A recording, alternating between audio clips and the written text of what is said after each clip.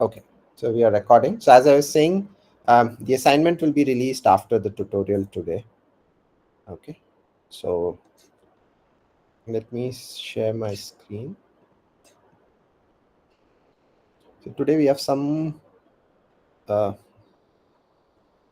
lots of stuff to cover. Let's see how much we're able to do. Hopefully we are able to look at several of this, but yeah, we can go through it one by one. So recurrent neural networks, people are all right with it, right? Like I uh, kind of stopped at the end there with the LSTMs. Any questions there, you know, we can discuss about it very quickly. But to summarize what we have looked at till now is to see the difference between generic RNN, GRUs and LSTMs. If you see the broad sort of differences, so recurrent neural networks, it's by far the simplest, has the fewest parameters, and works well with short sequences because it doesn't have the machinery to hold something longer than maybe a couple of time points into the past or so.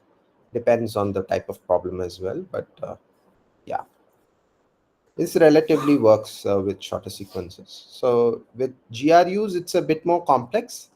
It trains quicker than say an LSTM would, and it's more scalable in that sense, right? So you can add much more and more units, and that should work really well. And although it needs a little bit more data than RNNs to train, right? So the more complex the model is, typically more data you would need to make the model work. And finally, LSTMs are the most complex ones, requires a lot more data, right? And complex and long sequences can be trained. All right. So that's basically in a nutshell how these things are different, right? And in terms of the applications, as we saw in the first, there are many things from machine translation to prediction to time series based predictions and so on that you can do with these sorts of networks. But today I thought we'll quickly look into one of the most interesting aspects that has been evolving in the recurrent neural network literature is the idea of attention mechanism, right? And attention is pretty, how do I put it? It's a very neat concept, right? And it stems from certain underlying shortcomings of the RNNs. And the underlying shortcomings comes from the fact that uh, you are not able to store, no matter what sort of architecture you use, there's a limitation to how much in the past that you can see, and that is sometimes very important in certain types of applications. Okay, now typically you can think of RNNs as an encoder decoder architecture, and I'll demonstrate how you can visualize that. Let's take the example of machine translation. Right now, if I ask you what sort of architectures an RNN should have in order to do machine translation, what would you think of? How would that work? Or at least in your head, what sort of architecture does it form? Anybody?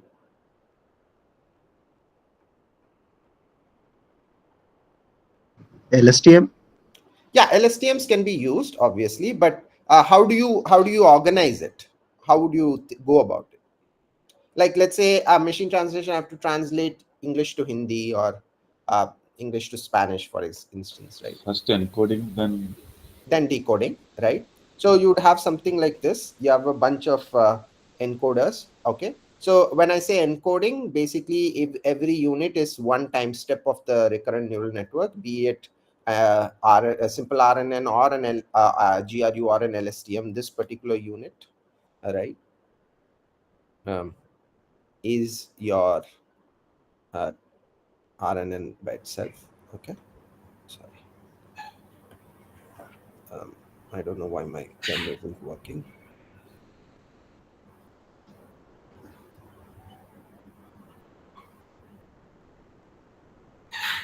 Sorry, guys, for some reason my thing isn't working. Can you just give me a second? Sorry about that.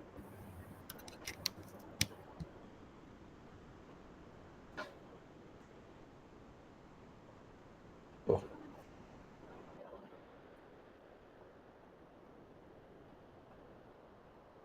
Um, there's some lag here.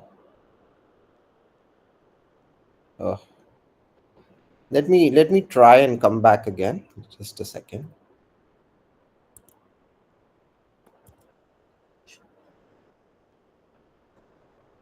Hmm. Seems to work, but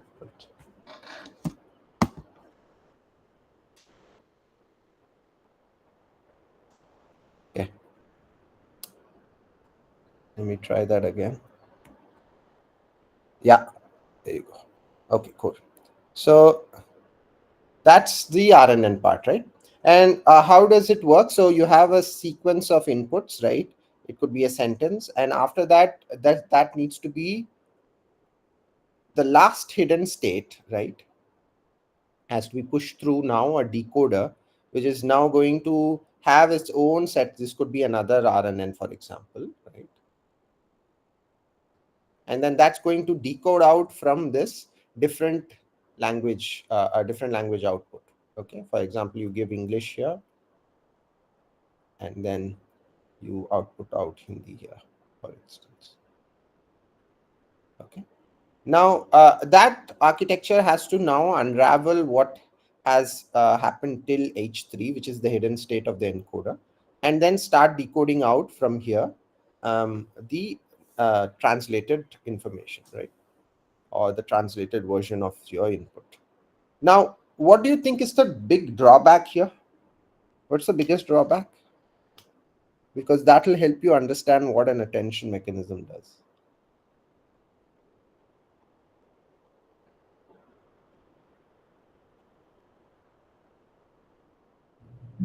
The issue and So, explore. what are you forcing the network to do? What are you asking it, right? You're saying you're sending in a bunch of inputs, you are transforming it into certain hidden states, which you also call as some encoding of the input, right? It goes through H1, H2, H3, and then H3 goes into the decoder. Now, what are you asking? What are you demanding the network to do here?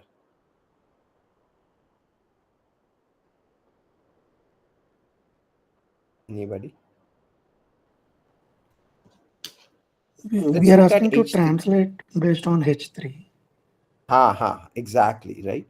That means we are asking the network the final hidden state of this recurrent neural network, in some sense, should hold almost all the information about the sequence, right?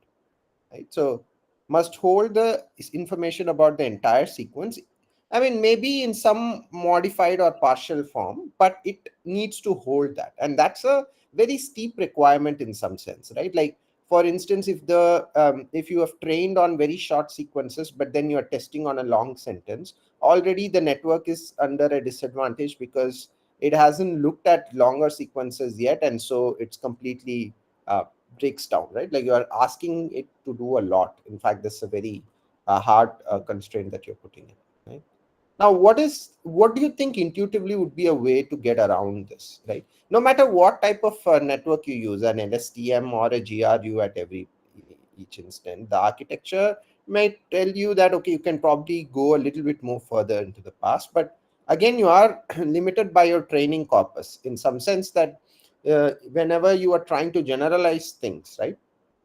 Unless you have very rich data sets, in some cases you might not have the luxury of having really long sequences and the corresponding training outputs, right? So in order to generalize to things maybe that are longer than the sequence itself, um, what do you think would be a nice way, or what do you think would be a way that you can improve the performance of this network, or sort of allow for some way in which the encoder and decoder can interact with each other? Any thoughts?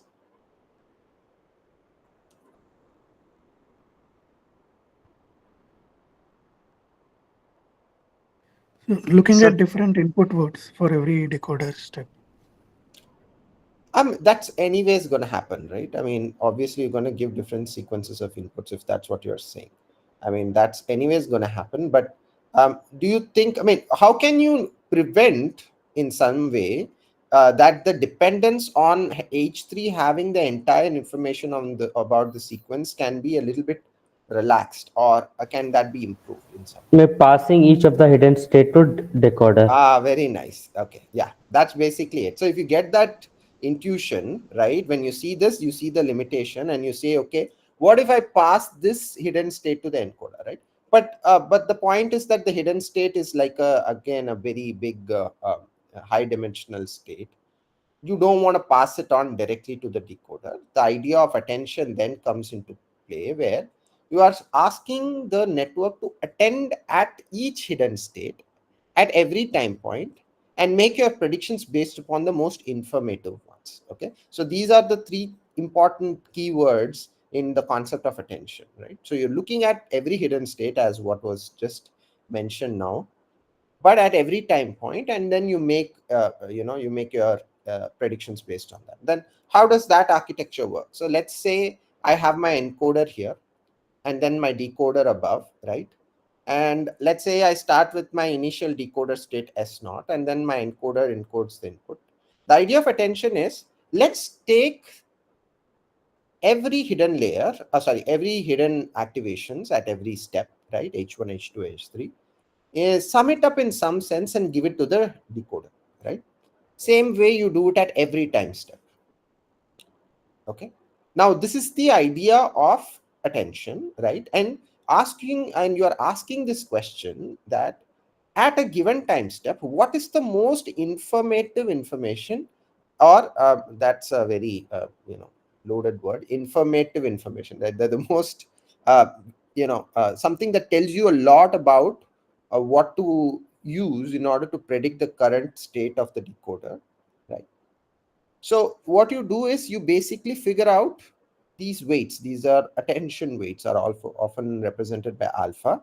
So at this current time step t, for each of the hidden states 1, 2, and 3, right, you are assigning a weight, which is the attention weight, and you are asking the question, at this decoder time step, which input should I pay more attention to?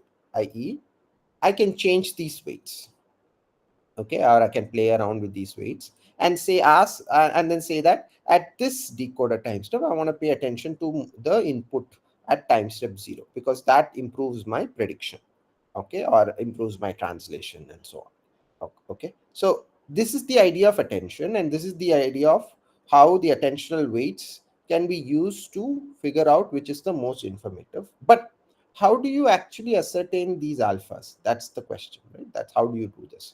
Any idea how you might go about it? How would you want to find out these alphas?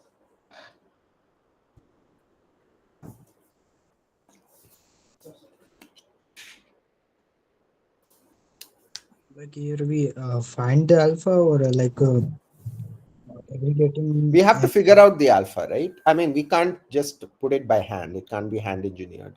We have to actually figure these alphas out. How would you Gradients think? again. Hmm? Gradients.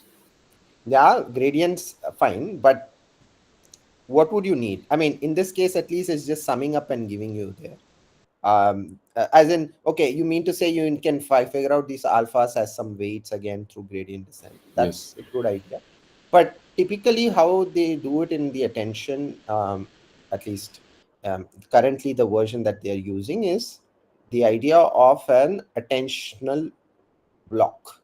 Okay, that is, it is to know which states are informative and to attend to. So what states do you want to attend to? You want to have an attention block. And how this attention block works is, you have a separate neural network, right? A separate neural network that takes in information from your encoders, right? Your encoder states H1, H2, H3. And also it takes information from the decoder, as in from the previous time step of the decoder. So H1, H2, H3, and then it takes in S0. And those three combine into a neural network. Again, this could be a feed forward network or something. And you are again trying to minimize some loss. And what you are trying to estimate from this attention block are these three alphas, right? At least in this case, three, but it could be many. All right. So you typically use a softmax rule because you want the alphas to sum up to ones. The alphas could be probability. So the informative state is represented by that state which has the highest alpha or the highest probability after softmax, right? So the idea is basically you have an attentional neural network where you compute certain estimations or activations, ETJ, which is an attentional block, and it takes in as input the previous time step of the decoder and till the current time steps, all the time steps of your encoder. So from H1 to H3, okay? In this case, right, the entire sequence basically. For all J's, right, for all J's in the sense, in this case, for all the hidden states and for all time points basically, okay? So all time points, all J's, you see, you compute this eta Tj, right? And then you ask the question, can I compute the alpha? And the alpha is nothing but a softmax of these ETJs, okay? So that gives you alpha T1, T2, T3 for every time step. So basically this goes in and it spits out some alpha. And the way you kind of train this network is, again, to minimize some loss. In this case, you are trying to propagate the loss through this attention block and figuring out what these alphas are at the end of the day. Okay. Sir, So the alphas aren't weights themselves. They are figured out by this attention block. Yes. There was a question somewhere. yeah, sir, I want to know like what is the theoretical impact of attention block? I'll tell you that. I'll show you an example which will make you understand what is the impact, right? Because seeing it like this, it makes at least you understand the architecture, but how it works is a bit tricky to understand unless you Well, by look looking at it. this, it's like me like a gate kind of things, which Yeah, can it, be it is activated it is to sort of a increase the gate. Yeah. losses like that. Mhm, mhm. It is a sort of a gate, but it's gated towards which is the most informative part of the input that at that time step the decoder should look for, right? Now to give you an example, right, like uh, just give me any sentence, right? So um, the the milk is in the jug, for example, something like what is the Hindi version of this, or if you translate this into Hindi? जग में दूध है. जग में दूध है. जग में दूध है, ठीक है. जग में दूध है. I'm just gonna write the Englified version of this. Sorry, my Hindi isn't too great. जग में दूध है. Okay. So the point is here, the time point at which doodh comes in the decoder step, if this is the decoder, right, it has to actually look at milk, right? Or in some sense, the milk is the informative part, which is not happening at the same time point, probably in the decoder sequence that it is in the encoding, right? So you need to pay attention to the fact that the milk has happened in the past. So the hidden states that correspond to this part of the sequence have to somehow interact with this part, right? So in that sense, at this point of time, you need to attend to this part of the sequence in order to understand that that's what you need to translate, right? And this happens a lot in machine translation because of how the grammatical structure changes between languages, right? So in natural language processing and all those things, this is this is a problem that people encounter with, and this is one way to kind of address that problem, right? Like which part of the input state is most informative, and that for making the best prediction at the level of the decoder, right? So that's what this attention block does, right? It tells you which of the input hidden states to actually pay attention to through these attention weights, so that your output or decoder performance is maximized or your error is minimized. Yeah. So the loss function is calculated based on the output of the decoder only, right? Yeah. Yeah. Yeah. And then it is fed back. Back to the attention block also. Yeah. Yeah. Correct. Exactly. So this alpha T1, alpha T2, alpha T3 Yeah. is for timestamp 1, right? And It's S for not. time. It's for this time, right? At this time step, right? So if this is time step T1, this is time step T2, and this is time step T3, right? So at this time point T, for all the hidden states, okay, 1, 2, and 3, okay. Although this is also happening across time, it is slightly a tricky thing to wrap around with. So you should think of more. Now, this entire sequence, you should think of each to be some independent node that's happening across time. So this T is for this current time point. How does all those time points add up to give you some information about each of the encoding states? Okay, at this time point T. That's what this T means. This means, sir, like Mhm. this attention block will give you a significance, like where you have to more attention. Where you have to pay attention towards, where you have to actually look in your input sequence in order to best predict what is the decoder output, or minimize decoder loss, right? Mm-hmm. That's exactly what I mentioned here, right? Like here, if you have to translate this part, right, you have to look back in time, right?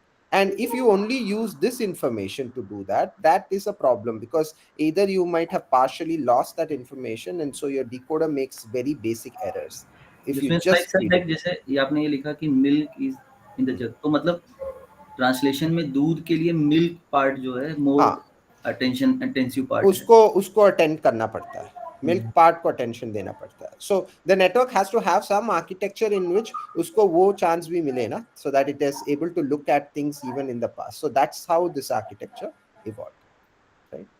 So sir one thing here hmm. के like कोई भी एक time stamp है, हम्म. हमने ये बीच वाला time stamp T2 लिया है, हम्म. ठीक है, तो उसके आगे का तो प्रोसेस नहीं हुआ होगा ना, it So at you will the anyways have the entire sequence at one hand once, right? एक sequence अगर लोगे ना, एक पूरा sentence लोगे, the entire sequence will be there with you, right? So you can train that as one go, right? You don't have to wait for the next. You don't train it one step at a time. You first do this entire step till some n, right? Till the end of the sequence where end, and then you do this, right? So it's not done one time step at a time. You run the entire sequence and then you compute these attention rates. Okay okay. Okay. Sir, this ETJ is laws, right? Sorry, which one is loss? ETJ is the activations. इसके पहले. So you have some ETJ here, and then you do softmax on them, and then this. So this is some neural network again. It could be again some sort of a feed forward network, right? It could be a simple dense network that takes in as input ST minus 1 and HT, all the HTs. So what it takes into input is the previous time step and all the encoder steps. So all of them go into the attention block. So in some sense, what changes in the attention block at every time step is what goes in, right? So at this time step, S1 will go in. At this time step, S2 will go in, and so on. But at every time step, all the hidden states will go in. And that's how you figure it out. So that was the idea. That is what they decided, what they thought was, at least the intuition came from the fact that um, in order to make the decoder performance better, I need to know which area in the input I should attend to. And also, I need to understand what is the information that's coming into the decoder state the previous time step. So both are important for my prediction. So if I use those two things to figure out which of my inputs is actually informative, I might be able to do better. So that was the place where it came from, right? Like, So mhm, from attention, so encoder block mhm, for timestamp T2, it will yeah. be S1 or S0? S1, no? For T2, it will be S1. Okay. That's why I said attention of ST minus 1 and HT. Okay? HT time. So T minus 1 and all, everything at that time point, basically. So whatever is that time T, uska T minus 1 will go in for the S, and everything will go in till that time point to H.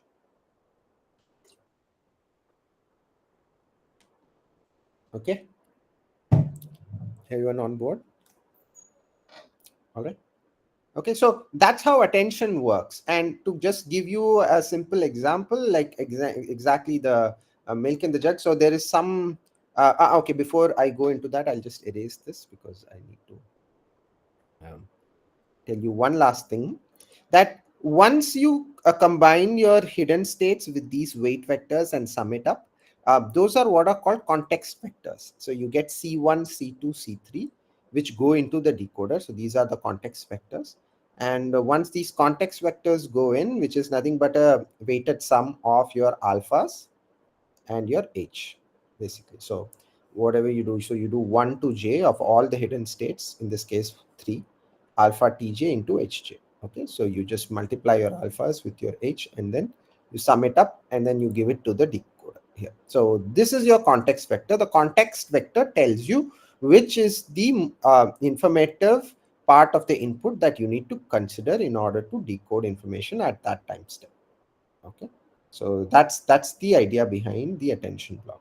So attention has three concepts. So one is the encoding, the other is the taking the encoding and training an attention block to get the attentional weights. Once you get the attentional weights, you get a context vector which you feed into the decoder, right? And if you train a network with an attentional component in it, so it seems that that improves the performance, especially in machine translation. So to give you a simple example, I'll show you from Bengio's paper in ICLR 2015. So I would urge people to go and look at this neural machine translation by jointly learning to align and translate. This was the first or one of the first papers to look at attention, right? So look at this, right? So this, okay, any Sir, question? one question. Yeah, Can you? Yes. So here, when we got the C1, C2, and C3, yeah. but all the time we get the same value, right? Why would Like, you? Why would you expect? Because the the vectors, the S1 is going into the attention block at time step T2, for example. So whatever alphas that you get should be different here compared to what you get here, right?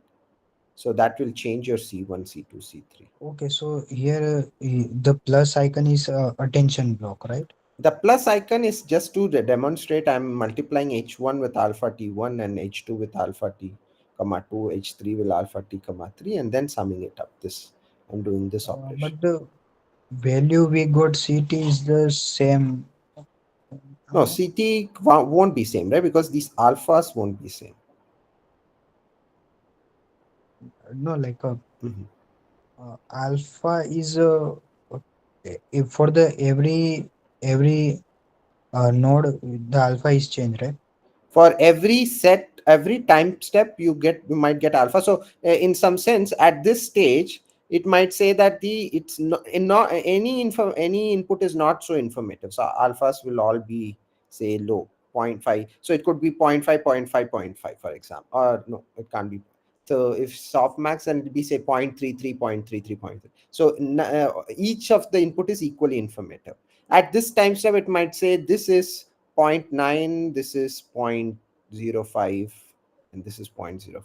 That means this input is more informative than these two. At this step, that might change. This might become zero point 0.5, this might become uh, okay, let me put this may become 0.3, this may become 0.5, this may become 0.2.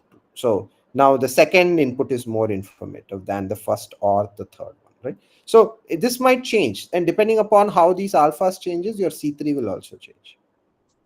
Means the value of alpha will give you the importance.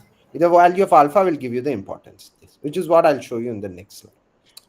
Okay, so sir, like how like system understand, like how architecture understand that Yeah, uh, this alpha values good at that that's what, right? You do some testing, right? Do this, you put this architecture, and basically the idea is that if you have to minimize loss at this point, right, like whatever you decode out, you want to minimize that loss. That loss seems to be further minimized if you understand that. So the problem, you if you understand the problem, you will see what the issue is, right? The problem was, if you just rely on h3 to decode everything, right, from the start to the end.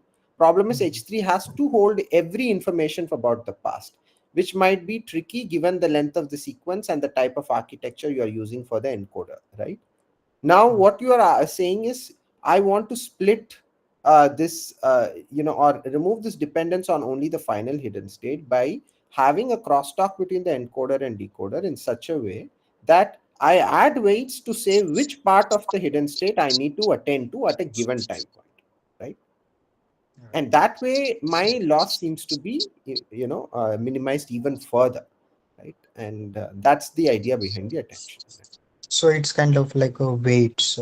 It's again a weight. It's more like uh, um, if you think about it, right? If I asked you to translate a sentence, right, you will look at the sentence first, pass through it, but there'll be certain parts of the sentence that are very important, right? So you will attend to them and you will try and translate that in your head. Think of the same idea with the machine, right? The machine is at this time point attending to things that are happening here, right? Which in the previous way it had no way to do that because it had only access to this. Okay, so This in the architecture brings that concept as well, or brings that ability as well. okay, sir. So in this also like forward and backward again we get. Yeah, the same way. The training happens the same way. There's no difference. The loss that you would get here would also get back propagated here, right, through the Hmm. attention block to figure out these weights, right? And these weights, when they get figured out, you will get your alphas, and that alpha will come. So the training happens in the same way. There's no difference. So, sir, multiple outputs of, I mean, software attention block basically gives three sets of alpha T1, T2, T3, Yes, 3 sets. Yep. Exactly. Yeah, and one for each time step.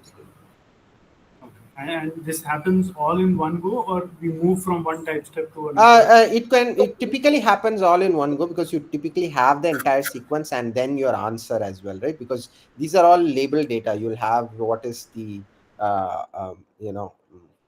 what's your input sequence and what's the output sequence as well, right? So both of them you'll have. So typically they happen at one go, but when you're testing, you can do it one time step at a time. So that can happen. That can be done. Okay. Everyone good with this? All right. So finally, I just want to show you one example, right? Like how attention is at play. As I mentioned, just go look at this paper as well. It'll be nice to. I really enjoyed reading this paper. It was very nice. um, Attention at work in machine translation. So let me show you some examples. So what they are doing is they are taking in English, they are converting it into French, or sorry, they are taking French and converting it into English, and then they are asking how does the attention weights change. So basically, if you can think, these are all the hidden states at the given time point, and these are the alphas, right, of the hidden states. Wherever the thing is more white is where the weight is higher, right? Where it's dark, the weight is lower.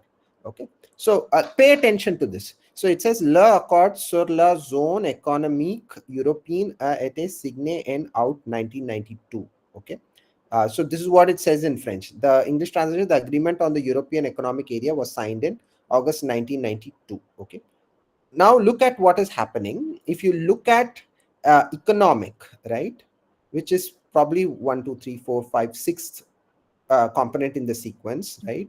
And then what it does is you see that the weights of attention are more towards these words: economic, European, and so on, right? So, and it's actually in fact higher towards European. I'm sorry, am I looking at the wrong place? Yeah, I think so.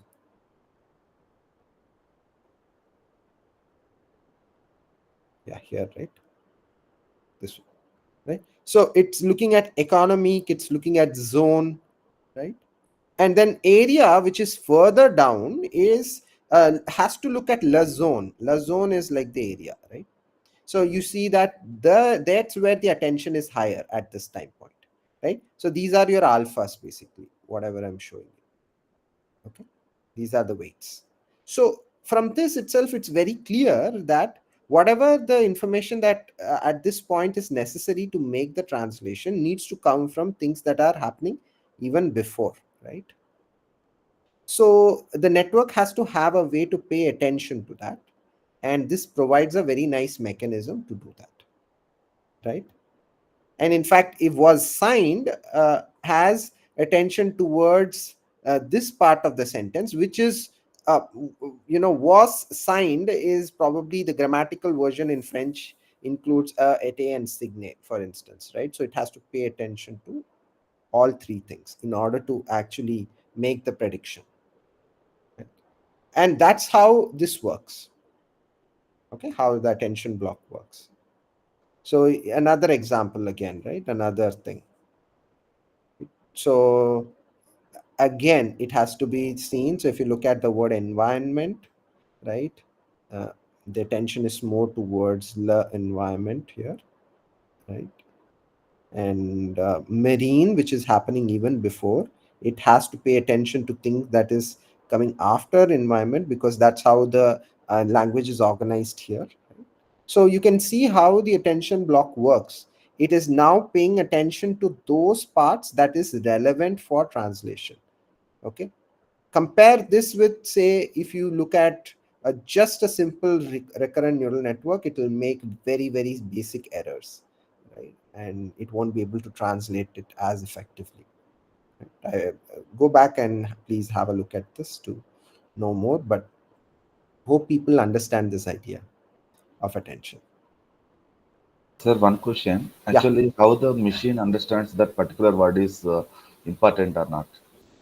Important or not is not how the machine it trains to know that, right? I mean, there are obviously examples, sequences that it knows that, and it's trying to minimize some objective loss. So what, at the end of the day, it happens so that when you give the sequence, it now knows which part of the input space to actually look at, right, in order to make that prediction better, right? Because let's say when you're doing French to English translation, for instance, there has to be a specific grammatical structure for French that it has to extract, right? And it has to know that if at a specific part of the sentence, it is important to look at a specific region of the sentence in the original encoded, language, in order to make the prediction better. This is what the machine figures out, right? It is in some way magical if you look at it, right? It is definitely something surprising, but it seems to work, right? It helps you understand why the translation is better now, because of the fact that it is now shifting its weights towards looking at that part of the sentence which is relevant for this to translate, because from the training data it kind of makes that link, and you have introduced into the architecture a way to do that using the attention block.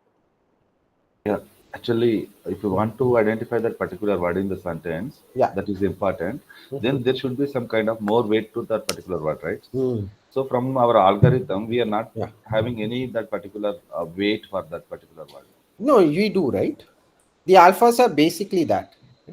For example, if this was the word, right, and this alpha tells you how much of the weightage to give to this word to build a context vector. Okay, okay, sir. After training, definitely. Yeah, after training it will happen, right? Not, I mean, while training it's still figuring this out. After training it will know. All right. Okay.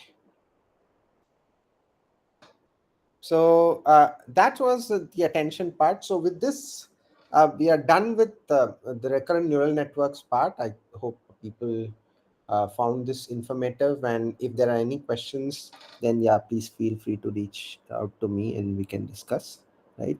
But today I thought I'll move on and we'll start talking a little bit about DNN regularization and optimization, right? Which are some important considerations if you want to maximize the deep neural network's performance. So we'll look at that. But are there any questions here before we move on?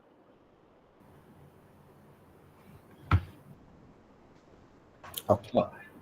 Sir, I have a question regarding the tools. Like, Yeah. do you have any tools or, any tools we can visualize all these ideas and Oh yeah. Of course. What I'll do is there is actually a very nice article that I read just before. I'll send that to you. There is, in fact, maybe I can show it to you here. yeah, that should be awesome actually. It's very Yeah. difficult to actually get some It's put. idea, but to visualize, how things are happening. Uh, Let me see if I have that open. I don't, because I was looking at it yesterday. Where was that? Attention, I believe. Attention. And there was one, yes, this is a very nice one, this distill.pub. There is a very cool visualization here, if people can see it. Do people see this? Okay, can people see this?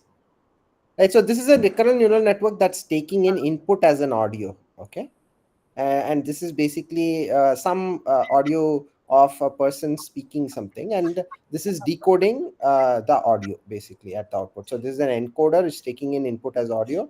This is text output. Okay, now you can see how the at every time step, how the weights, attention weights, are going from the encoder to the decoder.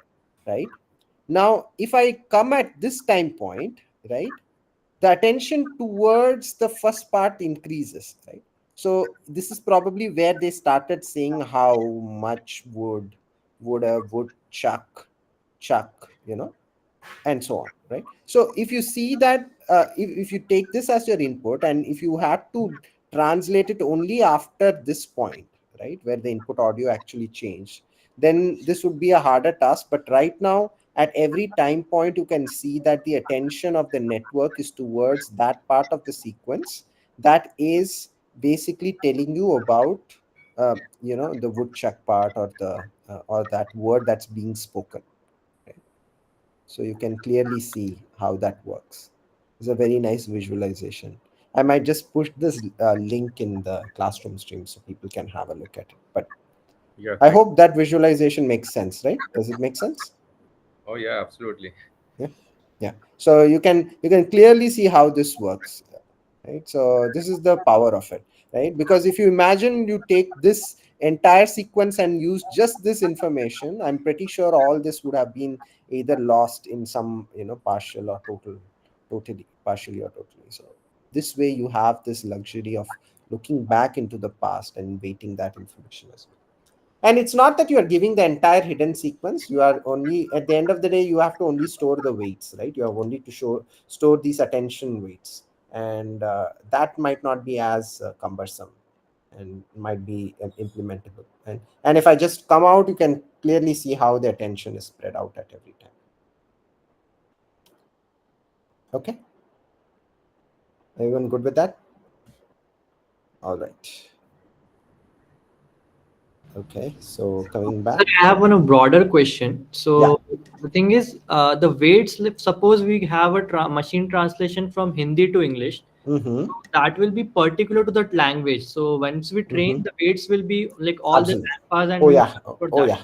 Oh yeah. Totally agreed. Yeah. So probably you might have to have a separate network for another language. It can't Okay. work for the same. Yes. So we will be having models specific to each language, right? Okay. Definitely. No, that's totally true. Yeah. Because I guess the grammatical structure will change, and you can't probably apply it. But maybe there is a possibility to think about like Devragri based languages.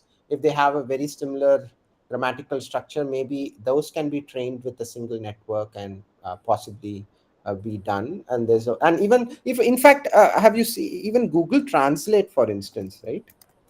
If I Mm, even that has an attentional element. So let me quickly show you that. And so let me just do the English to Hindi, right? Again, the milk. So let me.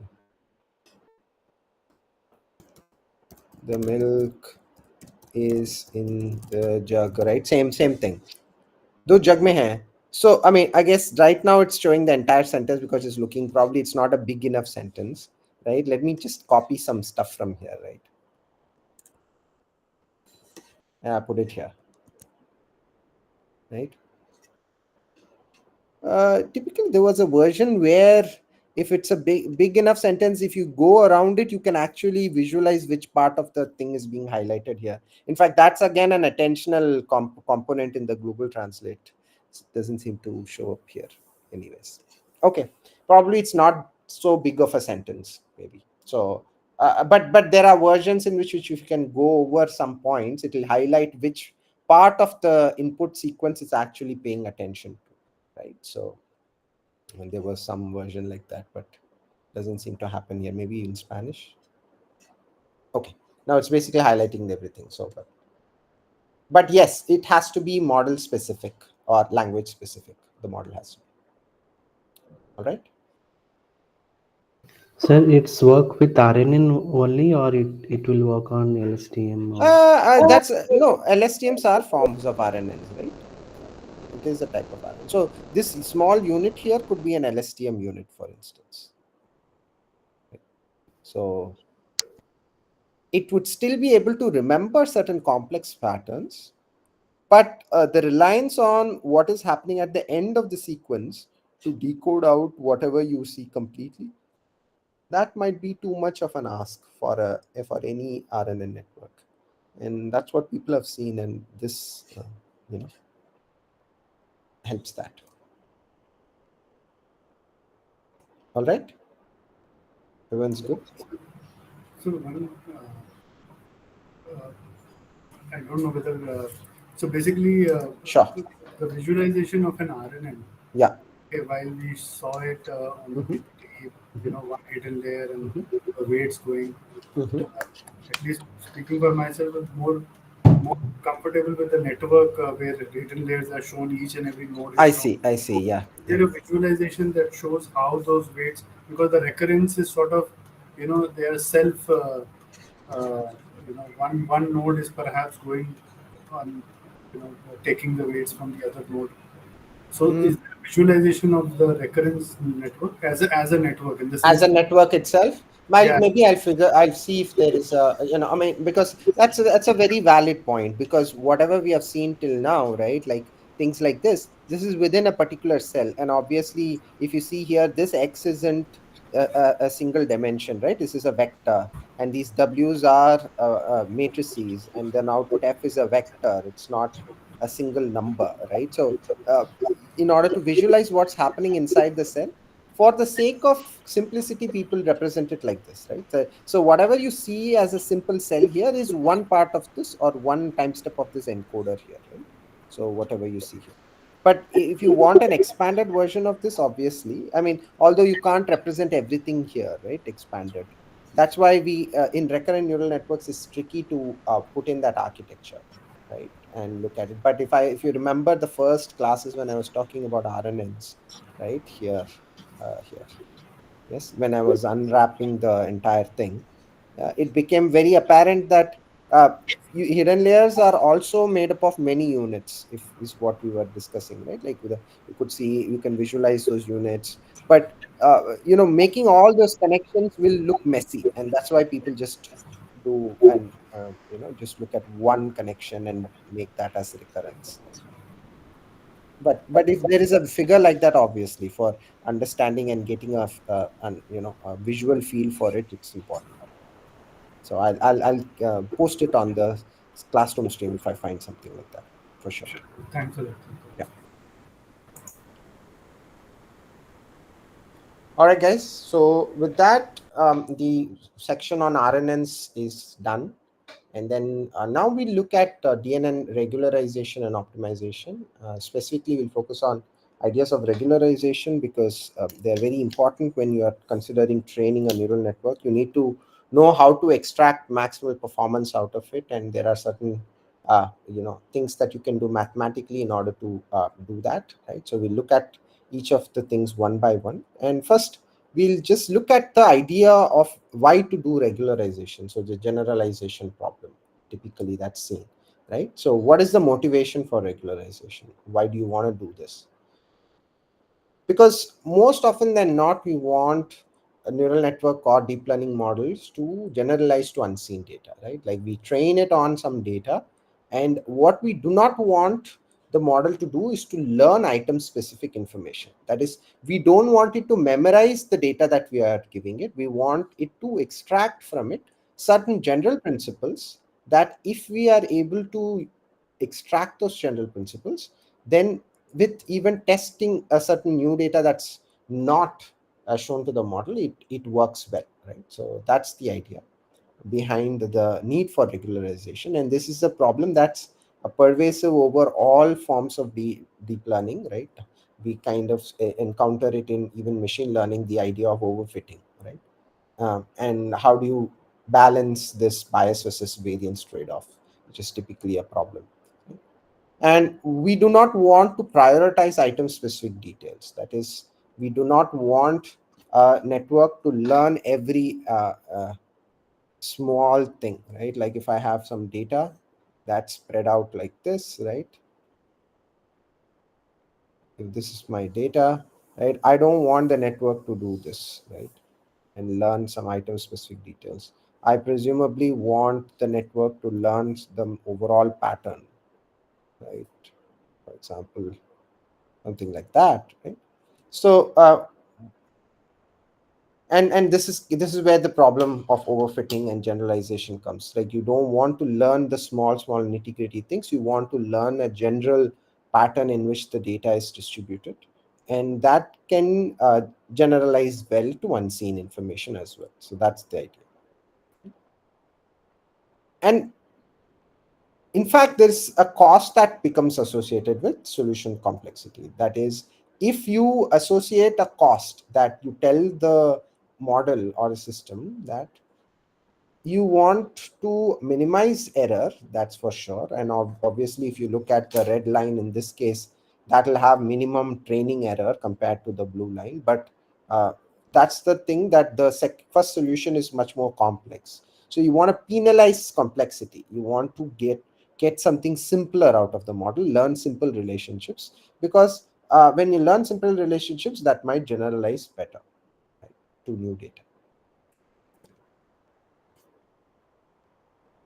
And often regularization, what it does is it makes the data sparser. Okay, that means it kind of makes the data or highlights in the data things that are more important, and that can make it more amenable to learning general features, right? So even in this case, if the data can be in some way smoothed out before giving to the model, then these sharp edges, right, like if there's a data point here which is probably an outlier, those might get smoothened out for something, yeah, in some way.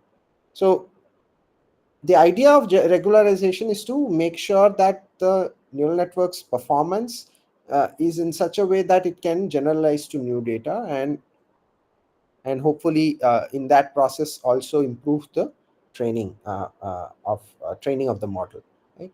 At the end of the day, what you typically want is, you do not want the training accuracy to be high, right? The training accuracy of the model should not be higher than your validation accuracy or your test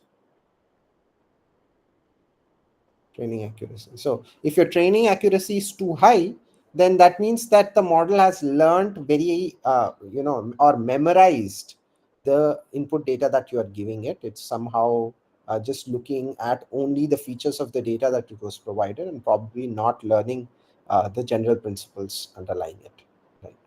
So that's the idea behind regularization, and there are many ways to do this, right? So to look at some of the ways, one of them is what's called dropout regularization. We'll look at three types of regularizations. One is dropout. Another one is what's called the loss or weight regularization, and then data regularization. And regularization has been used in other literature as well. In machine learning, very likely you would have heard of these terms again.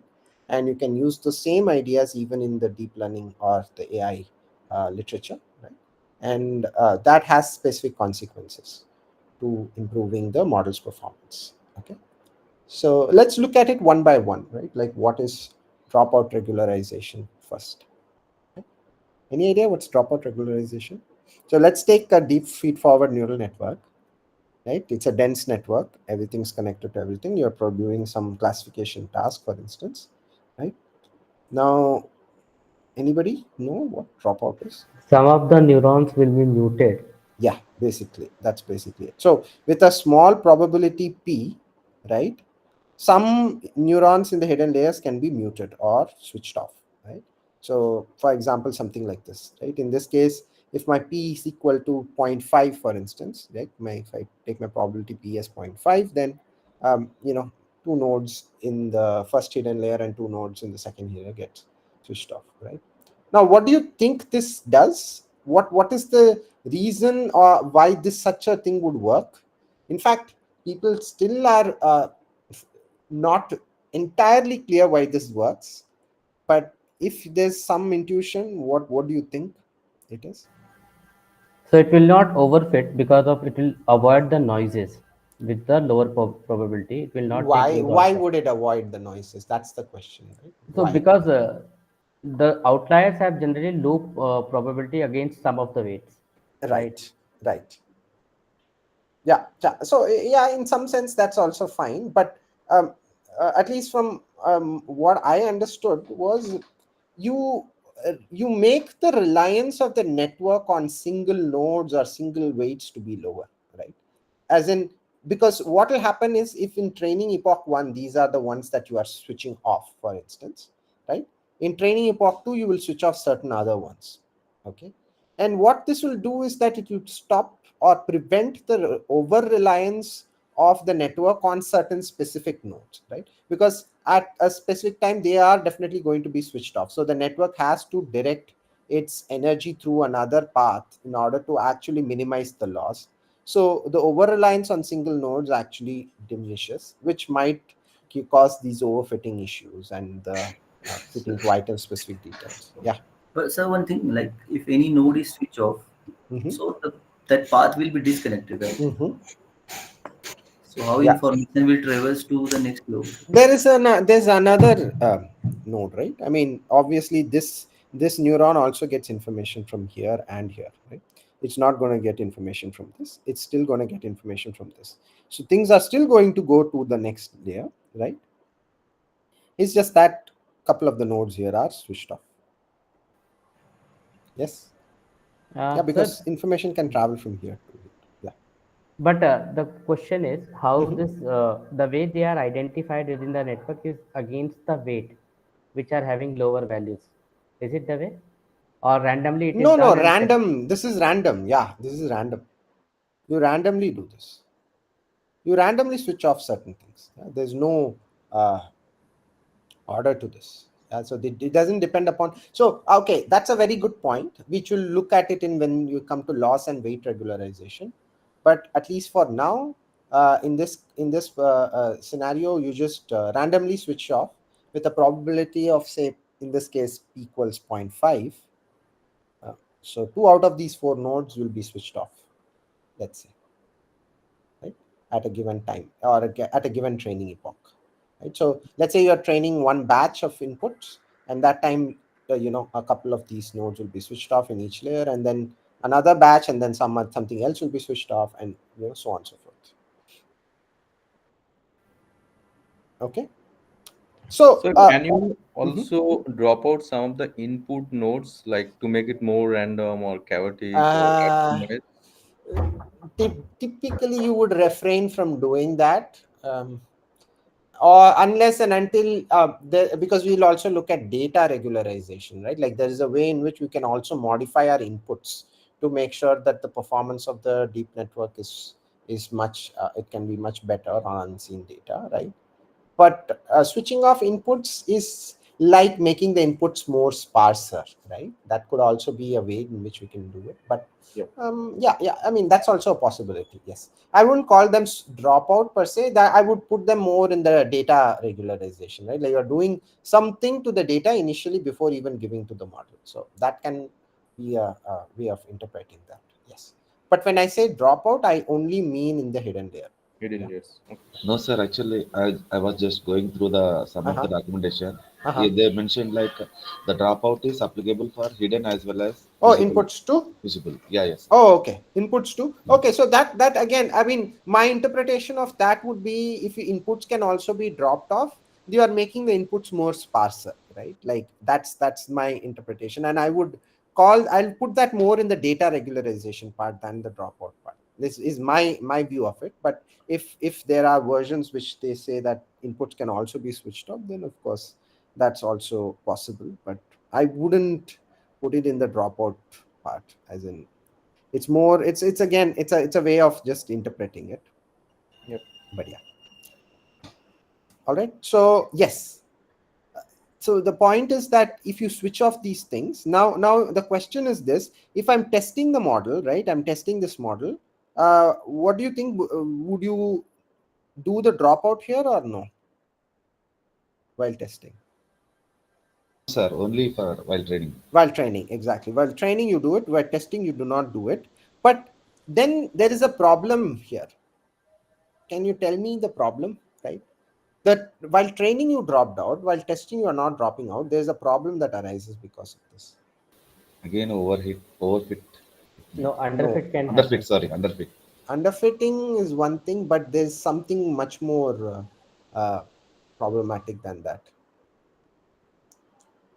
The weights value might not be available for those muted ones. No, but they at some point they were unmuted, right? The problem is this, okay?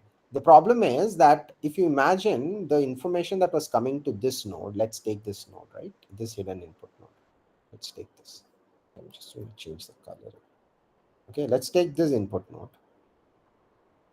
Now, what information this was receiving at a given time step in the training process, right, was only a combination of a few nodes in the previous hidden layer, right, or half of the nodes. So when you add the other two nodes, let's say, for example, while training, the amount of information that comes or the weights that are coming to this is now more than what it was while it experienced in the training process. So there is a chance that the activity here might just saturate right out. It might not give you the right thing because the weights are not properly scaled for when in training, when they were not even switched on. Those weights were not getting trained, right? And now you suddenly switch them on, and there is an extra contribution here to this neuron from this node, for instance, right? So what it was receiving during the training and in the testing are completely different, right? So how would you counteract this problem? What would you want to do? Normalization. I think we Normalization. should scale it. Scale down the weights. Yeah, that's it. You scale down the weights while you're testing, right? So that means that you take these weights and you multiply it by 1 minus p, the 1 minus probability of the, in this case, if it's 0.5, you kind of scale the weights down by 0.5, right? So and so forth. So and that way what will happen is the weights will scale down, and the amount of input that is coming to the given node is going to be more or less the same that it encountered during the testing, such training process, right? So you scale down the weights at this at the testing point. Sir, when you say scale down, is it proportional to the number of the nodes that That were were used? switched off, right? Exactly. Okay. Yeah, yeah. That's why it's 1 minus p, right? So p was the number of nodes that were dropped. 1 minus p are the ones that were remaining. You scale it based on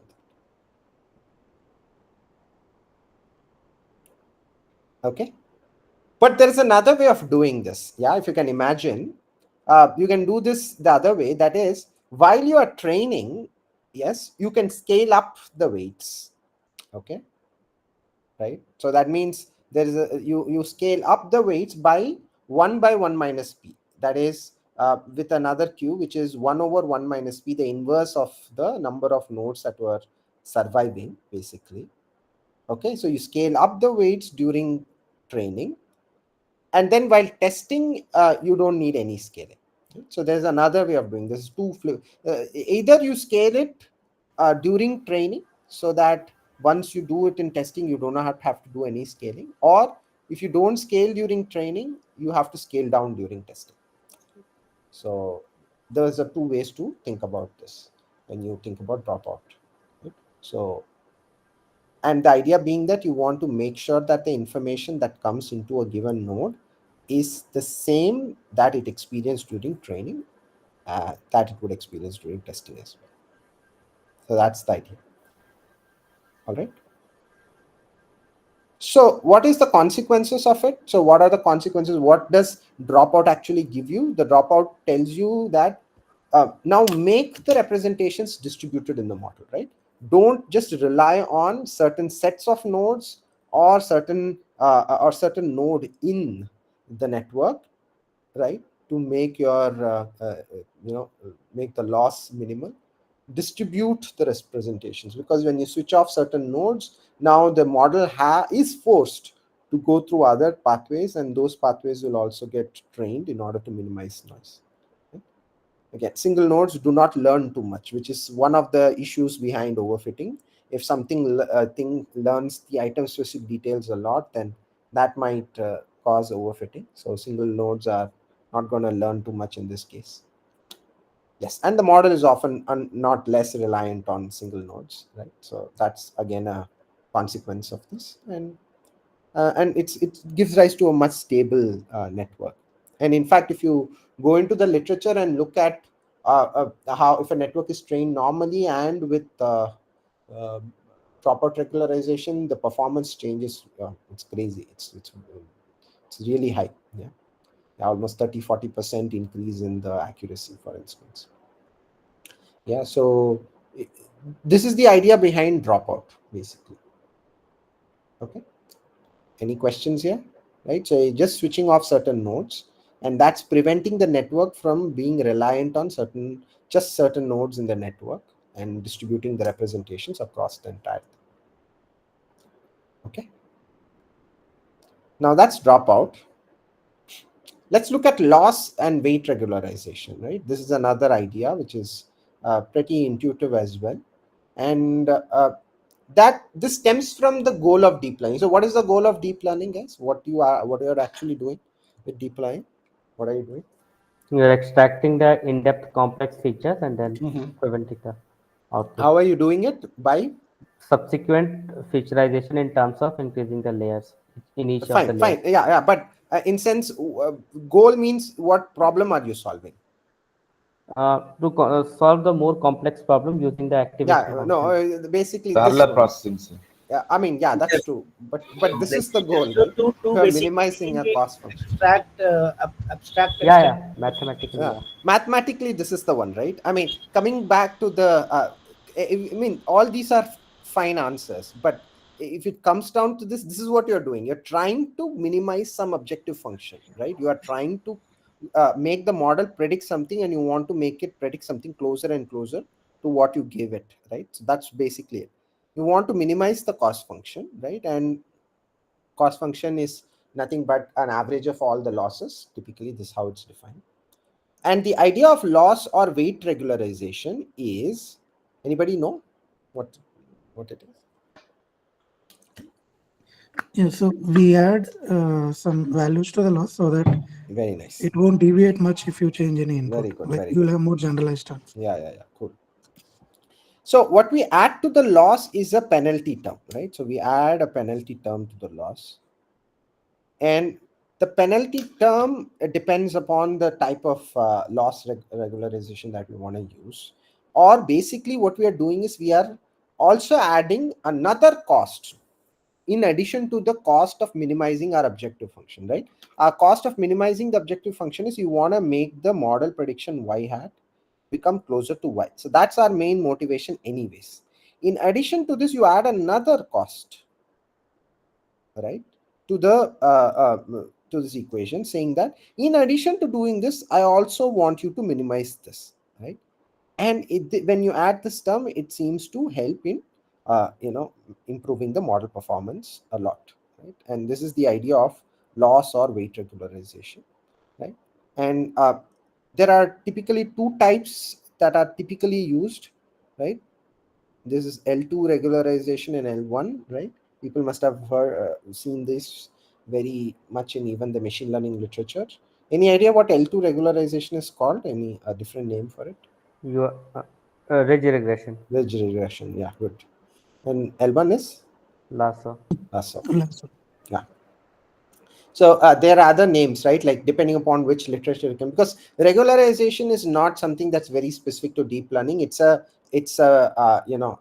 any sort of data science based methods and models, they rely on regularization a lot because it smoothens the data, and there's lots of advantages to it. But I'll explain the concept of how it works in the deep learning part, right? Like how does it. So if you look at the loss function, right? Sorry, the cost function here, which or for just simplicity, let me just call this entire thing loss, right? For this loss, I add another term here, right? Which is the absolute value of W, the 2 norm of W in this case, not the 1 norm, the 2 norm, right? And I'm squaring it. So this is basically, if you write it in matrix form, this is W transpose W. Okay, so this is the 2 norm of W, And then a lasso regression, this is nothing but the absolute value of W. Okay. Now, what is the aim of adding this term, right? That means you are now imposing a constraint on the weight itself. Okay. That means you're saying that to the weights itself, you are adding a constraint. Okay. That means when will this cost function become minimal, right? If you minimize your losses, and also in some sense, if you minimize your weights. Okay. But the difference between how this works and this works is slightly different. It depends upon what it does, right? Now, if you can imagine in this case, right, it is it's the 2 norm of W the whole square, right? So what this would do is, if you can imagine, if there is a small change in the weights, if the weights are being reduced, the amplification becomes very high in terms of the change in the loss if the weights are at weights are pretty large, because if you take large weights, then the change in the function loss function will be bigger. Now I'll show you in a visualization in the next part how that works. But the L2 regularization basically shrinks large weights down, right? It doesn't make the weights blow up. So whenever you add this regularization factor, it makes sure that the weights don't go larger and larger, because there is a good change in the cost if you are able to reduce the large weights to be smaller. Okay. Whereas the lasso, in the other hand, helps. So this shrinks large weights. That's the idea behind L2. The idea behind L1 is it makes the weights sparser. Now, how does that do it? Because of the nature of this function, any weights that is very close to 0, it will push it to 0, because there is a improvement of cost when weights are very close to 0 because of the nature of this function. And at the end of the day, most of the weights might just turn off. Some of them will survive, and it will make the weights matrix sparser. And by making the weights matrix sparser, you can now only pay attention to certain general features in the input data, and that will help you improve the model's performance. Okay. Right. Now let's visualize this, because looking at the equation is harder. Let's just visualize what it looks like. So what I'll show you is, you already know possibly what sort of loss functions that we can use here, right? And what sort of shapes that they might have. If this is a mean squared error, then it's a quadratic function. But let's just look at how the cost will, or the loss will look like with respect to this term, right? This term and this term. So let's just do that. And by the way, this lambda, right? It's a factor that I told you, or I didn't mention about. This lambda is often what's called the regularization parameter, right? This basically tells you how much of this regularization factor to actually consider for the cost. Okay. So this tells you about whether you want to regularize the data to a large extent or to a small extent, right? How much of that is going to get considered in your overall cost. Okay. So that's the parameter, and typically the regularization parameter is relatively very small, right? At the end of the day, this entire term should be relatively small, right, compared to this, because this is the entire objective. This is what you want to minimize. So you want to pay attention to this more, and you want to also do this, but to a smaller extent. So you can add a factor lambda to kind of make sure that this part is relatively small in contribution to the costs. But even those small changes have a bigger effect on the model performance. Okay. So let's look at the visualization of how the loss weight regularization looks like. Okay. So I'm plotting the loss function, or j, as a function of the weights, only the second part. And this is how your L2 regularization will look. This is L1, right? L2 is a quadratic function because it's 2 norm squared, right? Yeah. So this will have a quadratic form, and this will have, this is the 1 norm, right? So that's nothing but the absolute value of W. So you will see this sort of shape. Now let's look at this, how this will work. Okay, let's take a point in space. So this is my weights, right? This is weights. Now if the network is making a small change in W, right, I want to push my weights down, say from 1.9 to 1.8, let's say. Okay, now if I look at the L2 shape, right, now for weights that are larger, or in in this part of the space, right, you can see that the change in the loss is bigger, because square deals like that, right? The square function scales the input like that, right? If for larger inputs, the square function is bigger, right? And for smaller inputs, the quadratic function, typically the changes are small, right? Now you see a large change in the loss, but for smaller weights, right, the change in the loss is pretty small, right? In fact, if you look at the numbers, it's an order of magnitude smaller. So for example, if this is 0.1, this change can be around about 0.3. But if this same change is 0.1 here, this will be around 0.03. Right? So like an order of magnitude smaller is the change for weights that are close to zero. But for weights that are larger, then the change in the loss is higher. So a consequence of this is that larger weights will start shrinking, right? And for smaller weights, there is not much change in the cost, so the network won't push the small weights down. So small weights will stay there.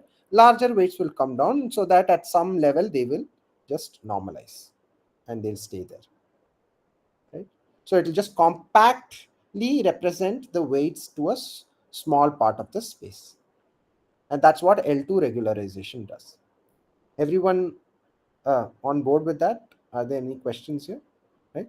That is, a small change in weight here puts a large change here, and whereas in this case that change is very small. So there is a good incentive for the model to push the larger weights down, right? Because there's a large change in the loss compared to the smaller weights.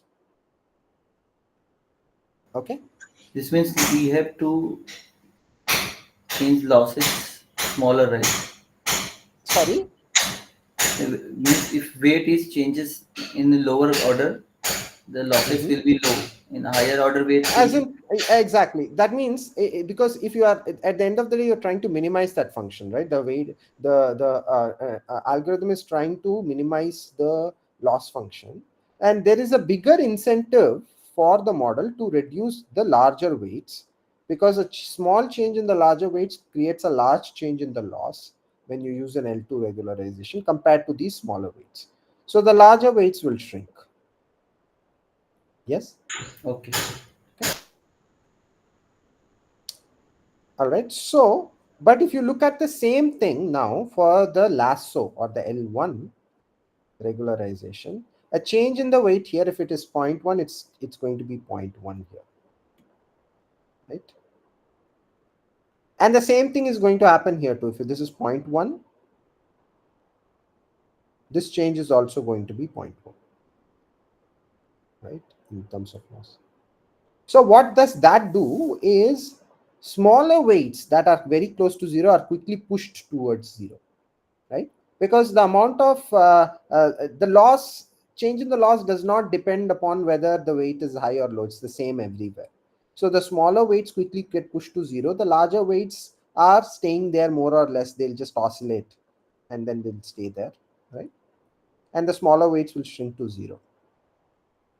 Okay, because the change in the loss wherever it is does not matter too much. So it's the same amount by which the loss changes. It's not scaled as in case of L2, right? So these weights will also go closer and closer to zero, because in both cases there's an incentive to actually reduce the weights. So the weights that are closer will go to zero, closer to zero will go to zero, and then the weights that are farther away might either increase or decrease. That depends upon how this entire thing optimizes. But that's what will happen with L1 normalization. So that's why it will create sparse weight matrices.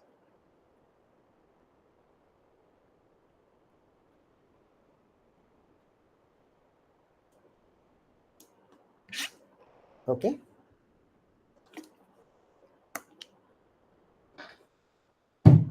Any questions here? Yeah. Yeah, so that's basically about L1 and L2, right? So sorry, L1 and L2. Sir, can you repeat that last part, that sparse weights? Sparse weight. So How- if you can imagine, right, like the same change in the weight, if the weight change in the weight is 0.1, that is, it decreases by 0.1. The change in the loss is going to be Peter, 0.1 here Peter, can you and here. highlight area? This part, right? Okay, maybe I'll just erase the thing. No, sir. In W, small So change in W2 is this if line, and this larger thing, change, can you show larger change? larger changes here, right? In case of L2, this change, right? If you look at this function, Yeah, if you yeah. look at this function, these changes are going to be proportional to this change, right? Because it's just a linear function, right? So if this changes by 0.1, this decrease will also be by 0.1. But you will see the same thing happening even for lower weights, right? If here it's 0.1, this change, right, from here to here, this loss change, right, from here to here, that is also going to be 0.1.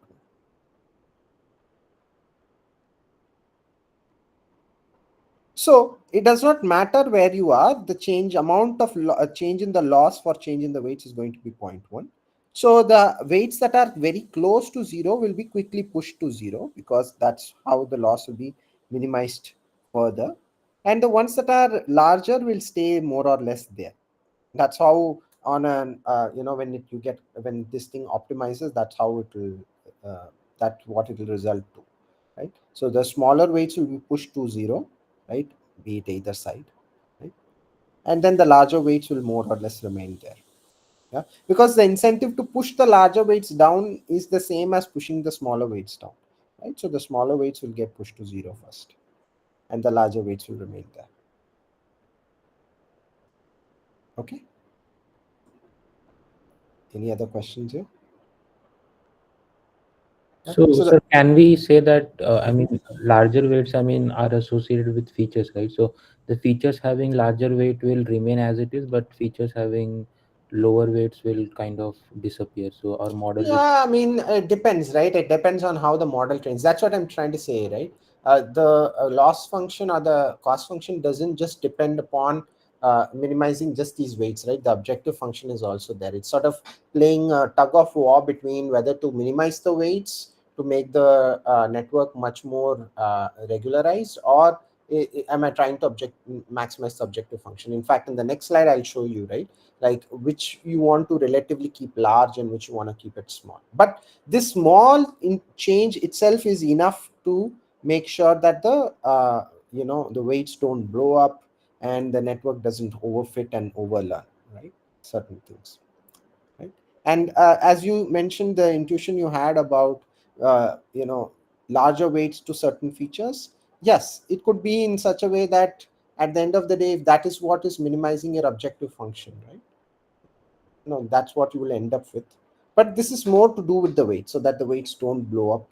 And in this case, the weights becomes more sparse in the L1 case, and in the L2 case, the bigger weights start shrinking. And you have to decide what type of regularization you want to use. Most often than not, if you look at the literature, most of the regularizations have very similar performance, but they'll have better performance compared to no regularization. So for example, if this is your accuracy, right, this is chance level. If this is your accuracy where you train without a regularization, right, with regularization, the performance will increase drastically. So if this is somewhere around 60%, you'll see somewhere around 90% or so, let's say. And but there'll be not much difference between, say, L1 and L2, right? So both will be pretty much doing the same type of job. It depends, some people prefer certain things than the others, but you will see this increase in performance if you add a regularization to the model, clearly. Okay, so then comes the question, how much to regularize, right? How much to actually regularize, right? So that means that tells you about this parameter lambda, right? And by logic, people typically want to keep the objective function to be relatively large. So this loss has to be prioritized because this is what is solving the problem at hand. And this you want to keep it relatively small. Okay. And the way you want to do this is you want to play around with this lambda parameter. Right? Now, people typically use lambda to be somewhere between 0.1, 0, 1. So that's what's called 1% regularization.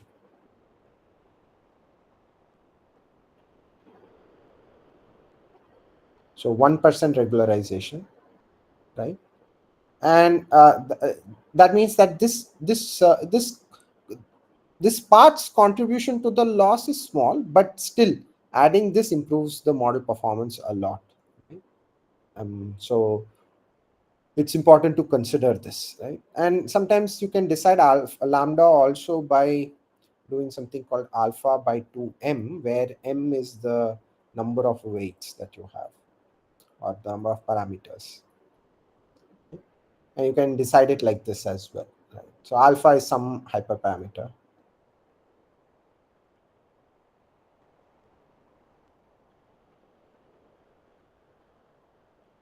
So you can decide your lambda that way as well. Yeah. But as a rule of thumb, you want to keep this small. This has to be big. So as when you add this to this, it still affects the cost, as in the way the network is still trying to minimize the cost by minimizing this and this, right? But it's paying more attention to minimizing this than this. Okay, that's the idea. So to give you some final points here, there are other possibilities as well. People have done something like L1 plus L2 norm, which is often also called as elastic nets. People must have heard this elastic net regression. That is, you also add another lambda times L1 as well. Right? You can combine both of them, and that has some improvements. This is a thing. And then you can also normalize the weight matrix directly. There are other ways to normalize it. In fact, in CNNs, you use this idea of weight normalization, right? And that's one of the ways in which the vanishing gradient problem is solved in CNNs, right? In CNNs, the vanishing gradient problem is a big deal because you have many layers that you have to go in the back. And even if the weights become very small, if you renormalize the weights, that helps in CNNs. Yes. So those are other possibilities, right? So what's the time now, guys? It's 11. Are we over? I have just a few more slides to go if you allow me like 5 minutes, because I think today is our last class in Fractal 1. So if you can give me like 5 more minutes, I can just quickly talk about data regularization and can end it there. Okay. Absolutely. Yeah. So finally, let's look at data regularization, which is this is again, right, is all very specific to the type of model that you want to use, right? And you want to do, you want to work with, and the problem as well. So, but just to give you some intuition about it, one is data augmentation, right? That's very simple. CNNs often use this, right? Because you want to modify or change the data to increase the amount of data set that you want to give to the model. A simple example will be if it's an image, right? If this is the original image, right? There are many ways to modify this image, right? Like if you want to say that this is a man who's looking intently in some direction, wearing a red shirt and a white t-shirt underneath, for example, something like that, that interpretation should not change even if you modify this picture, right? That is, either you flip this picture, it should still be the same, right? Or you zoom or crop this picture, or you filter it in some with some kernel, right? It's blue filtered or whatever it is, right? Now what you are doing here is you are changing the pixel level information that you are giving, right? That is being changed, but the overall content of the image is not being changed, right? So in some sense you have added more data, right? You have added data to this. but the content within them is pretty much the same. This is a man, right? It has to recognize this as a man who's intently looking somewhere, for instance. So that this way you can increase the amount of data that you give to the model, right? And this is different data in some sense, because the local information has changed, although globally it's staying the same thing, right? So this is one way in which you can do it, like data augmentation. But I think further down into the course you'll also learn things like generative adversarial networks, which can also help in data augmentation, right? But those are specific networks that are designed to produce start from spurious data and start producing sensible data with another network, right? Both compete with each other in some way. But these are some basic versions of it, right? So you can do this.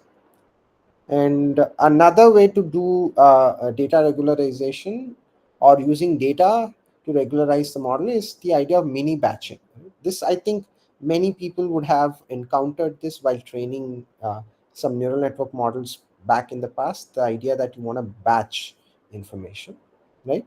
So the concept is that if you have the entire data space, that is your entire data space has n data points in them. Instead of giving this entire thing to the model, you want to put it into batches, right? You want to give it a specific batch size where k is less than n, and you want to give this batch to the model, right? And every time a given batch is sent into the model, you have four things that are happening: your forward pass, your loss calculation, your back propagation, and then your update. So for a given batch, you do all these things, and then you send in the next batch, and so on and so forth, right? Now, how does this help? Because of the size of this batch, right? The size of this batch k will determine how the loss function's trajectory, right? Like how does the loss function's trajectory look like? For example, if I put k equals 1 here, that is, I take a batch size of 1. Anybody know what that is? When I just take one single data point at a time and give it to the model. Very nice. Stochastic gradient descent. That's pure stochastic gradient descent, pure SGD, right? That is, there'll be a noisy way in which the losses will move along the contours of the loss function, right? In order to find the minimum of the function, and that's that. But if my k is greater than 1 and is less than n, right? And that way you are now, what you are doing is mini batching, right? In some sense, the loss that you see in that particular batch, if you take a random sample from the existing data, then the losses then get averaged out, so it becomes smoother. So the direction and the trajectory that you take to go to the minimum of the loss function might be a bit smoother, right? So to just intuitively tell you the example or show you, if this is your loss function landscape, right? That means the outer contour is areas of high loss, and then the low inside contours are areas of low loss, and let's say this is the minimum of the loss function. There are two ways to travel into this loss function. One is by taking a convoluted path. This could be the scenario where you have the mini batch size of 1, which is pure stochastic gradient descent, right? So it takes a very complicated trajectory down to the loss, right? And then you see this. But if your mini batch size is a little bit bigger, right, in fewer steps or fewer batches, you are able to reach this point, and which will be much more smoother. Right? Now, what sort of advantages does this give you, right? Like with each input, if you give to the network, then you might have to rely a lot on for loops, right? So you have to give one input after the other, and for loops are typically slower. Whereas if you give it in batches, then you can exploit matrix multiplications.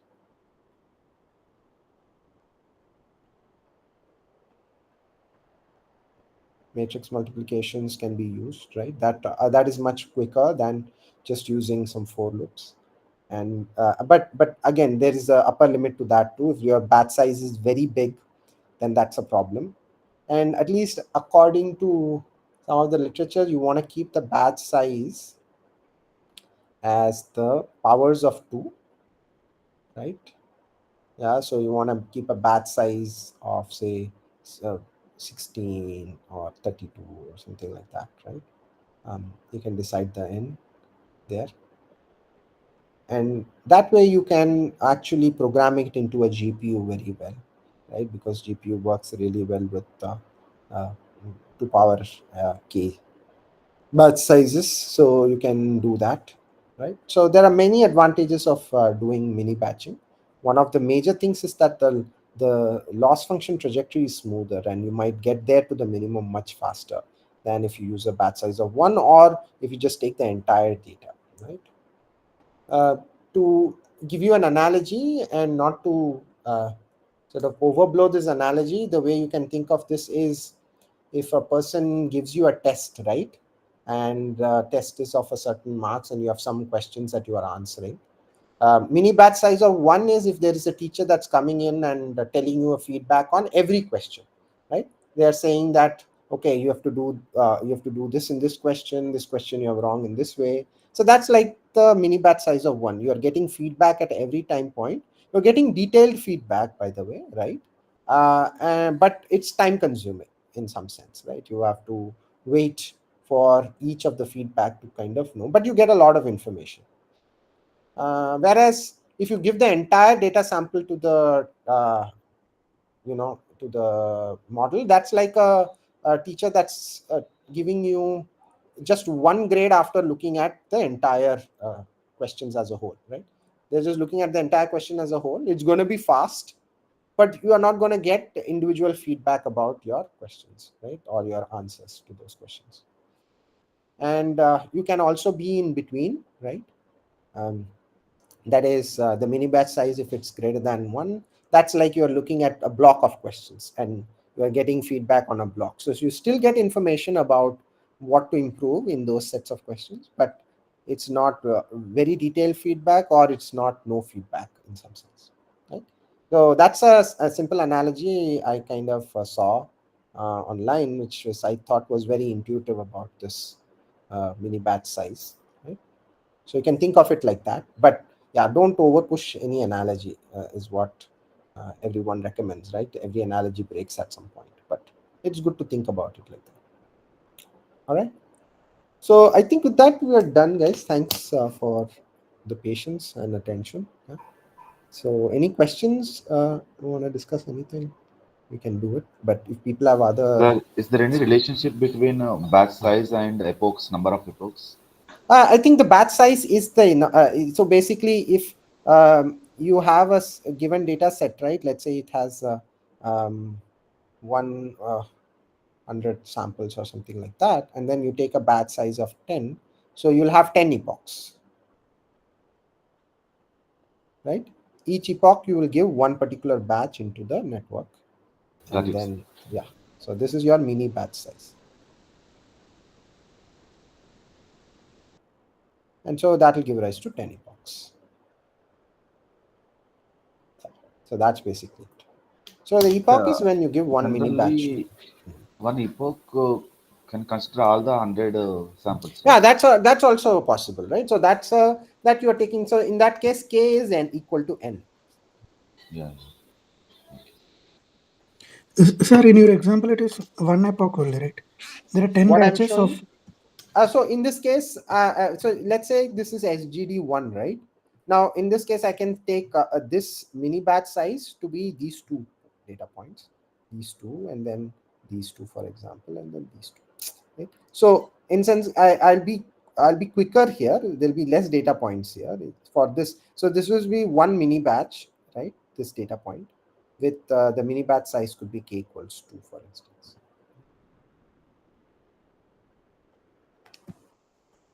I hope that answers it. Sir, if we increase K size, it might Mhm. be chance that I mean, it doesn't converge, right? Yeah. That's The what I'm chance. trying to say, right? Definitely depends upon where you start in this landscape, right? There's a chance if your k is too high, then you might not even converge, right? Because that's the challenge of training, right? Like, what is this mini batch size? You have to decide this. Yes, and by deciding what the mini batch size is for your given data set, randomizing the data enough so that in a given mini batch it's sort of getting an example of all the data points so that it doesn't get biased to certain things.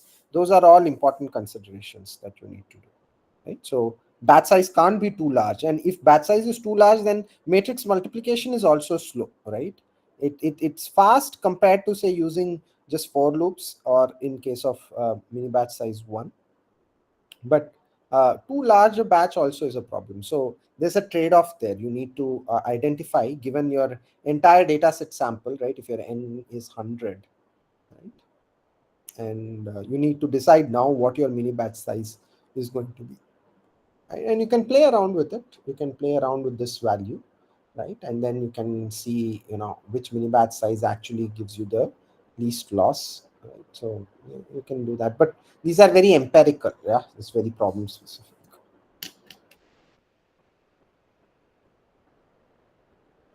All right. So these general concepts help you understand how to look at things.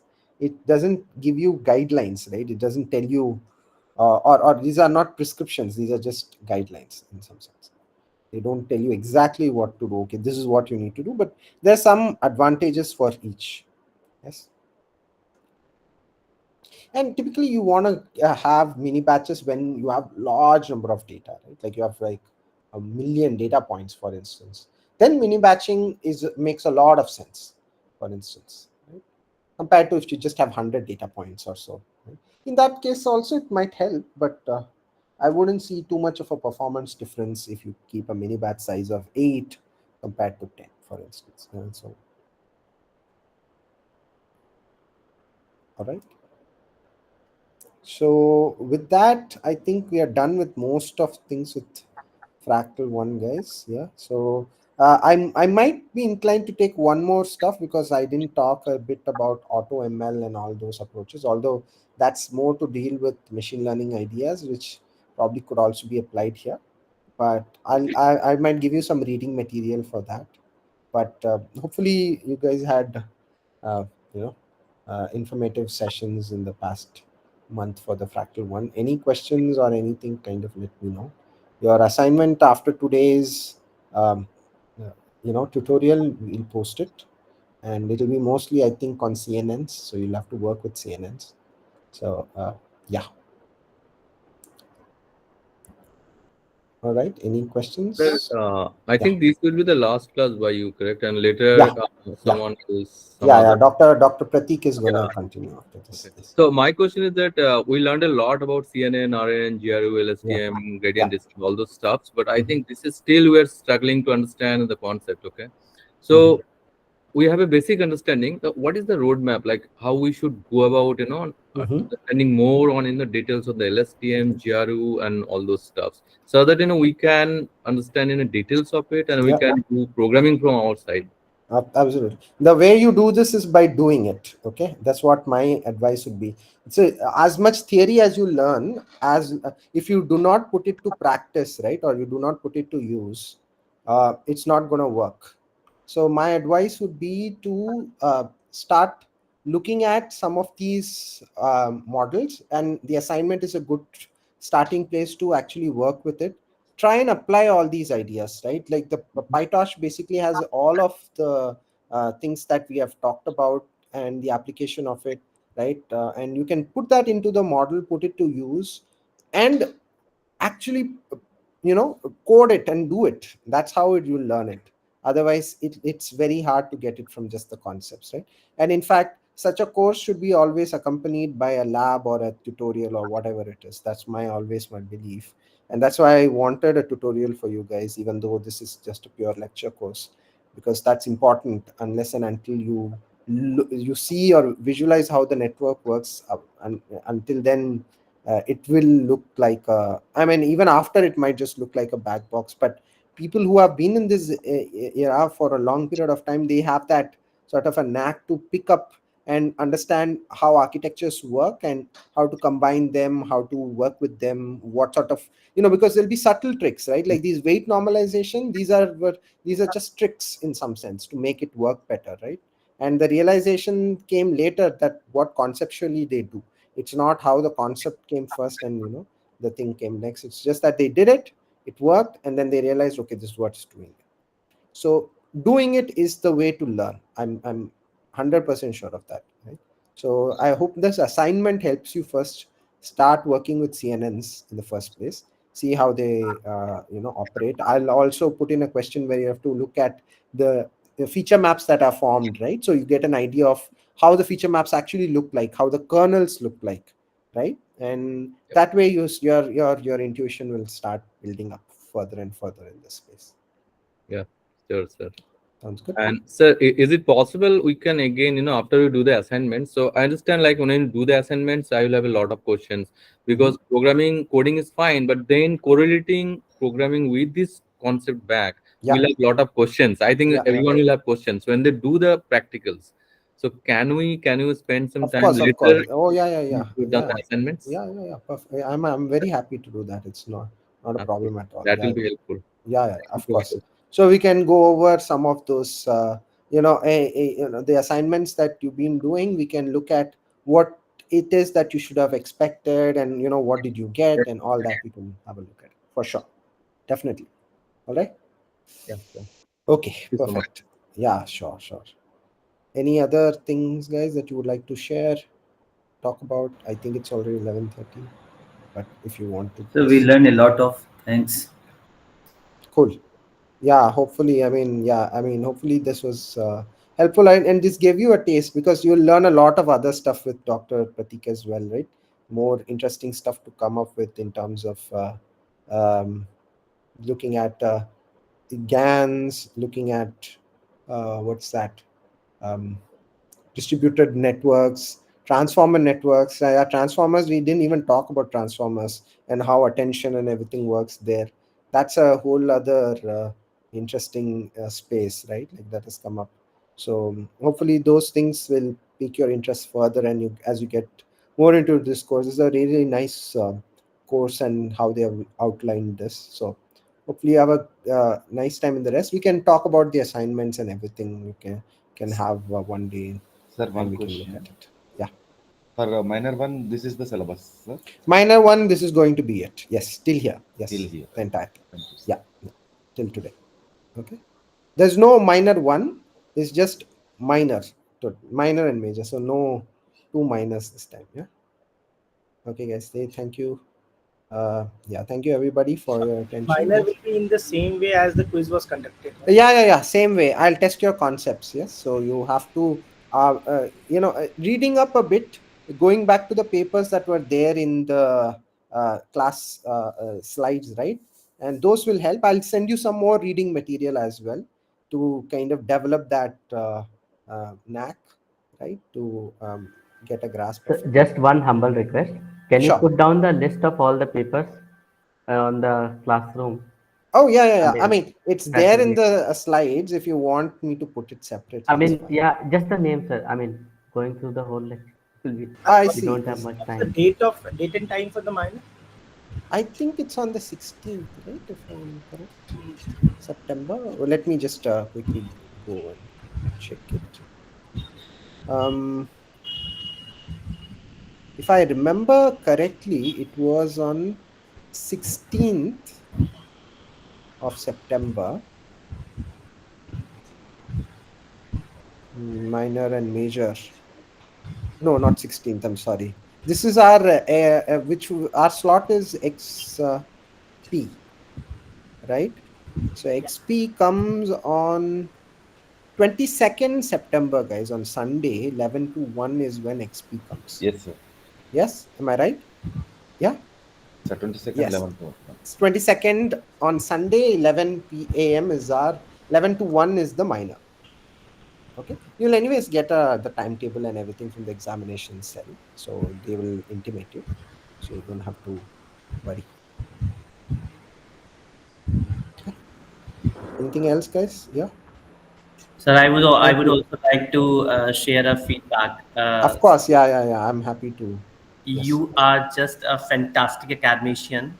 I mean, we have studied from a lot of professors, but the right set of delivery, right set of content, the way you have delivered, the way you have kept everything looked so organized, Mm-hmm. and it was really a well went session. For a, Yes. Okay. not for a single second it felt like I must not say sleeping or anything, but it was really a fantastic all over learning. Oh, thank It you, was thank you. really great connecting with you. Thank Of you so course, much. of course. Yeah, no. I mean, the reason I like my teaching to be more of a discussion. It's it has And to be even that though way. sir, by adding to Tushar, many people are learning first time this thing, Mm-hmm. but we did not face any issue to understand the things. That's, I mean, I'm very happy about Thanks, that. I'm thanks for the of beautiful. course, of course. Yeah, no, no. It's my job, and if I mean if I did that well, I'm glad. Yeah, yeah. Okay, guys. Anybody else wants to share something? Of course, please. Cool.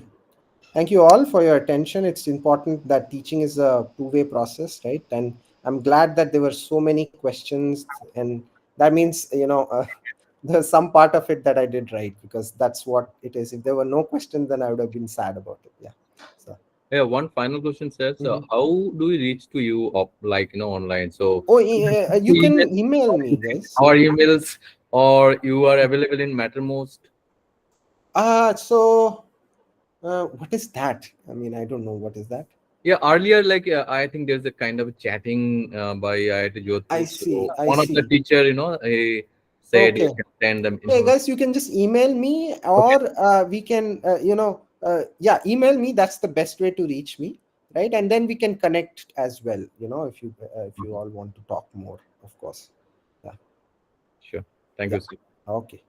All right, guys. Have a good rest of the Sunday, and all the best. And then we'll meet anyways once more. Next time once we discuss the assignment and everything.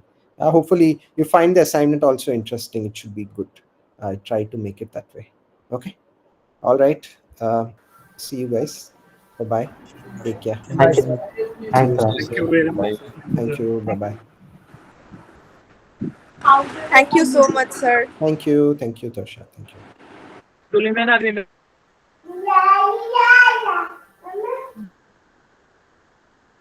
Okay. Oh, I have to stop the recording.